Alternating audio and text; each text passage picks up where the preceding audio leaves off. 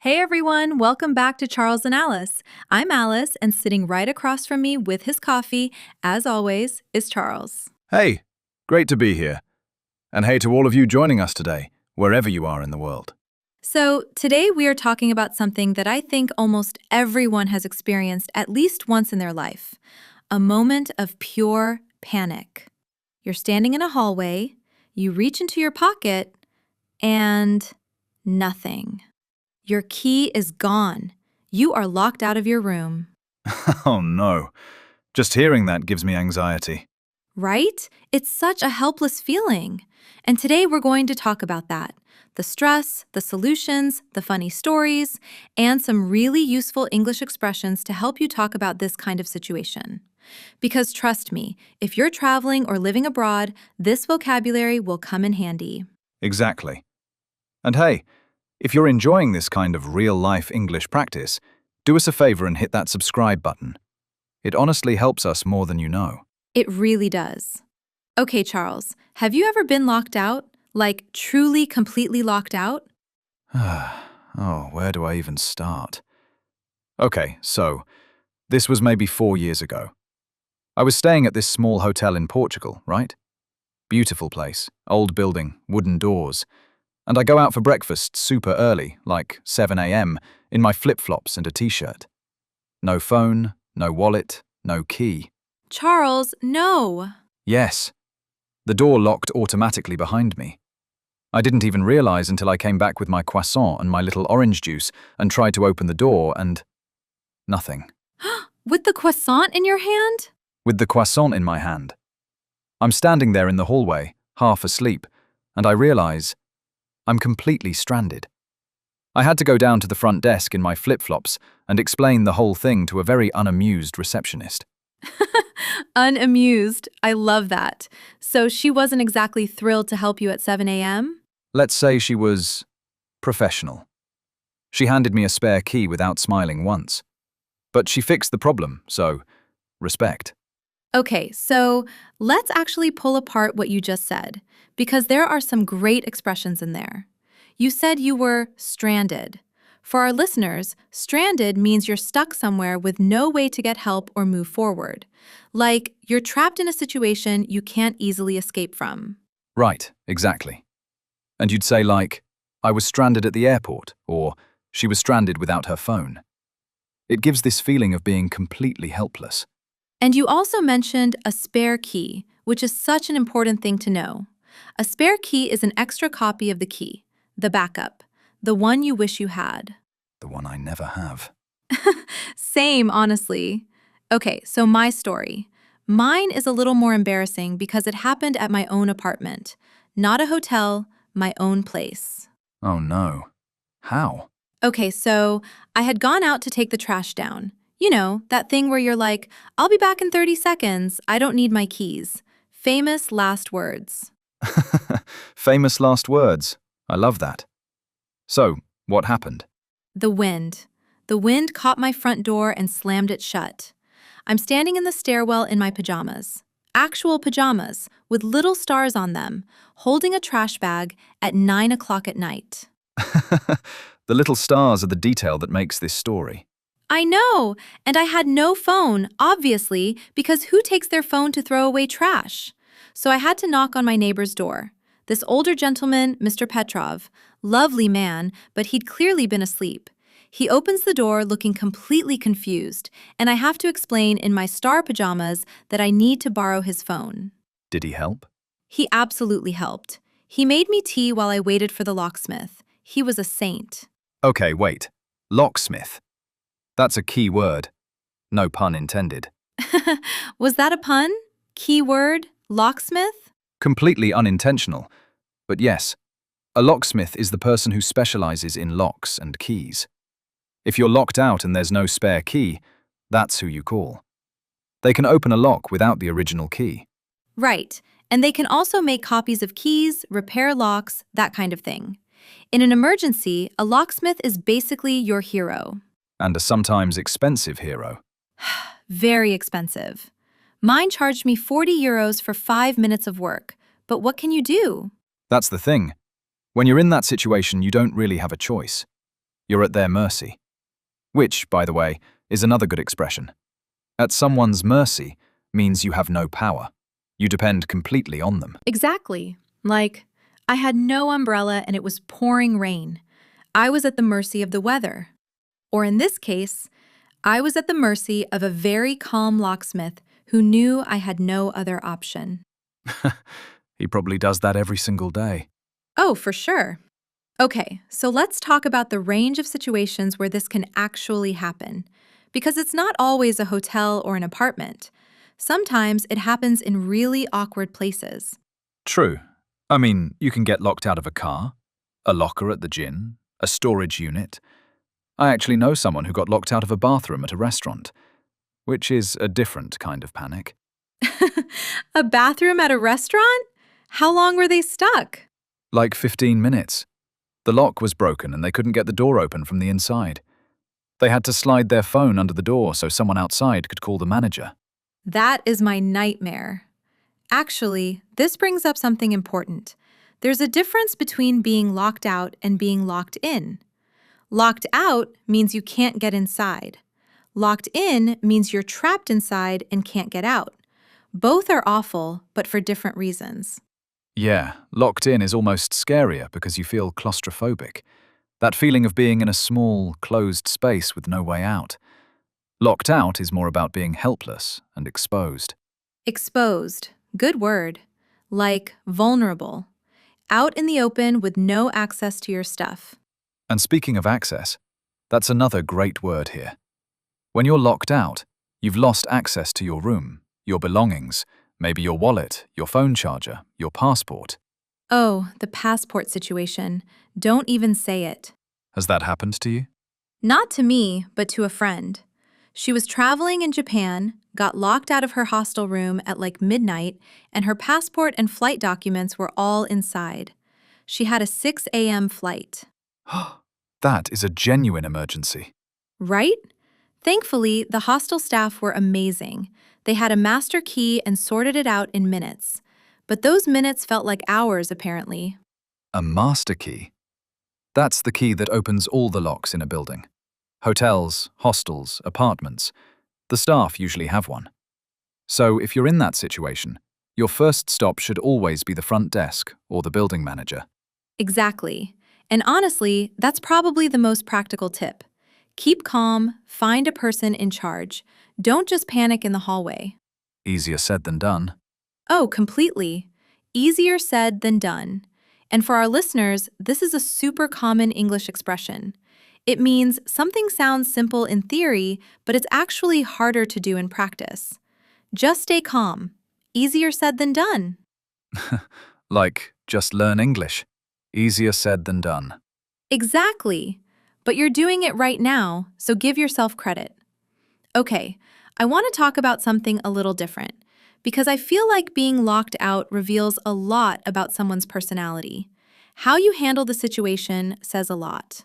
Oh, that's interesting. What do you mean? Well, some people completely fall apart. They freak out, they get frustrated, they start blaming themselves. Others just kind of roll with it. They treat it like a minor inconvenience and figure things out step by step. I think I'm somewhere in the middle. Like, my first reaction is definitely a moment of, oh, really? Really? But then I switch into problem-solving mode pretty quickly. I think I freak out for about 60 seconds and then I'm fine. And for our listeners, freak out is a phrasal verb that means to panic, to lose your calm suddenly. She freaked out when she realized her keys were missing. Very natural, very common. Right, and the opposite would be to keep your cool. Stay calm, even in a stressful situation. He kept his cool, even though he was locked out for 2 hours. I aspire to that. Honestly, I think the worst part isn't even the lock. It's the waiting. Waiting for the locksmith, waiting for the hotel manager to come up, waiting for your roommate to get home. The waiting is brutal. You just sit there, sometimes literally on the floor in the hallway, with nothing to do. Have you sat on the floor? In Portugal? Yes. I ate my croissant on the floor outside my hotel room. It was not my finest moment. Okay, but honestly, not my finest moment. That's such a good phrase. It means a moment you're not proud of, something slightly embarrassing or not your best behavior. I cried a little in the parking lot, not my finest moment. Exactly. Very versatile. You can use it to make an awkward story sound a little more charming. It softens the embarrassment. Okay, here's something I'm genuinely curious about.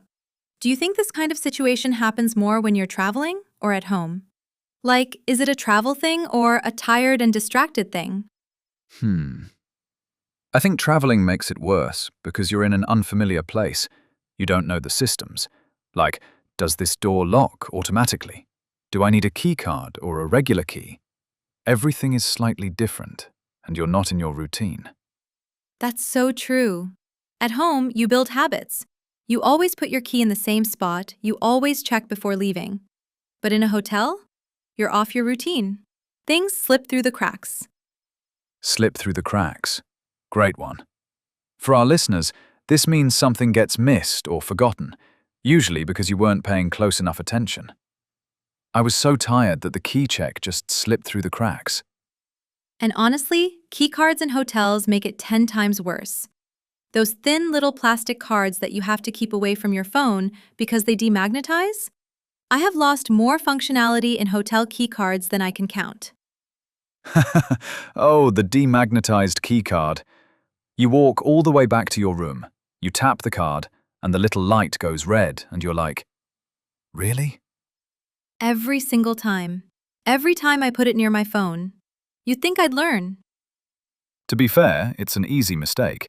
And it's technically not being locked out. It's more like your key stopped working. But the result is the same. You're stuck outside. Right. Whether your key broke, you lost it, you left it inside, or the door just closed on its own, the end result is the same. You're on the wrong side of the door. On the wrong side of the door. That could actually be a metaphor for a lot of things in life.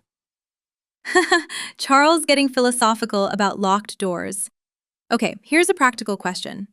What do you actually say when you have to ask for help? Because this is where language really matters, especially if you're abroad. Great point. So if you're at a hotel, you'd go to the front desk and say something like, "Excuse me, I've locked myself out of my room. Could you help me get back in?" Or more casually, "I left my key inside. Is there someone who can let me in?" Notice the structure. I've locked myself out. That reflexive form is important. You locked yourself out. It happened because of your own action. Not, I was locked out by someone. That would mean someone else did it to you on purpose. Right. And you can also say, "I'm locked out of my room." That describes the current state. Both are correct. Both are natural. And if you're calling a locksmith, you might say, "Hi, I need some help. I'm locked out of my apartment and I can't get in. How soon can you come?" Short, clear, gives them the key information. No pun intended this time. I see what you did there. I'm learning from you. But seriously, in a stressful situation, simple and direct is always better. Don't overthink the grammar. Just communicate the problem clearly. And people are usually pretty sympathetic. Like, being locked out is such a universal experience. Almost everyone has done it. So when you ask for help, most people get it immediately. Sympathetic. And for our listeners, this means understanding, feeling compassion for someone's problem. It's different from empathetic. Empathy is feeling what the other person feels. Sympathy is acknowledging their difficulty and wanting to help. A useful distinction. Okay, I want to bring up one more angle on this topic, the preventive side.